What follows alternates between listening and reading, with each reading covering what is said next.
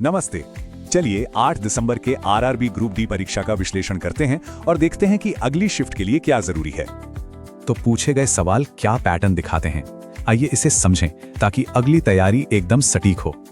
सबसे पहले general knowledge और करंट अफेयर्स देखते हैं कौन से सवाल पूछे गए। पहला सवाल था करप्शन परसेप्शन इंडेक्स 2024 में भारत की रैंक पर। भारत की रैंक थी 96, 180 देशों में से। टॉप पर डेनमार्क जैसे देश हैं। अगला सवाल था 2025 फ्रेंच ओपन के सिंगल्स चैंपियंस पर। ग्रैंड स्लैम तो हमेशा ही इंपॉर्टेंट होता है। पुरुषों में कार्लोस अल्कराज और महिलाओं में कोको गॉफ ने खिताब जीता। इसके अलावा भारत फ्रांस के शक्ति अभ्यास, धार में पीएम मित्र पार्क और आरबीआई अपॉइंटमेंट्स पर भी सवाल थे। अब बात करते हैं बायोलॉजी की, देखते हैं कि इसमें किस तरह के सवाल आए। एक सवाल था अमीबा के खाने के सही क्रम पर।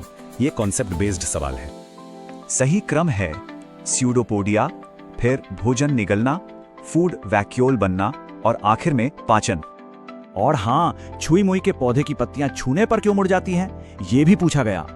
इस प्रक्रिया को सिस्मोनेस्टी कहते हैं, पर असल में होता क्या है? ये पत्ती की कोशिकाओं में पानी के दबाव में अचानक बदलाव के कारण होता है।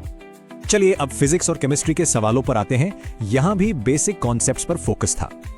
फिजिक्स में एक सीधा सवाल था, अगर किसी वस्तु की ऊंचाई दोगुनी हो जाए तो उसकी पोटेंशियल एनर्जी का क्या होगा? क्योंकि पोटेंशियल एनर्जी mgh के बराबर होती है, तो ऊंचाई दोगुनी होने पर ऊर्जा भी दोगुनी हो जाएगी।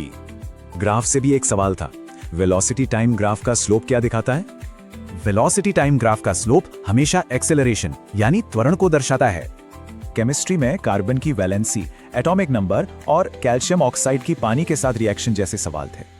तो इन सब सवालों से अगली शिफ्ट के लिए क्या सीख मिलती है, चलिए देखते हैं। करंट अफेयर्स, बायोलॉजी के प्रोसेस, फिजिक्स के फॉर्मूले और केमिस्ट्री के बेसिक्स, इन पर खास ध्यान देना होगा। पैटर्न साफ है, अब रटने से ज्यादा क्यों और कैसे को समझना जरूरी है। तो इसका मतलब है कि तैयारी का सबसे अच्छा तरीका है अपने बेसिक कॉन्सेप्ट्स को मजबूत करना। तो इनमें से कौन सा कॉन्सेप्ट सबसे पहले पक्का करेंगे? तैयारी के लिए ऑल द बेस्ट।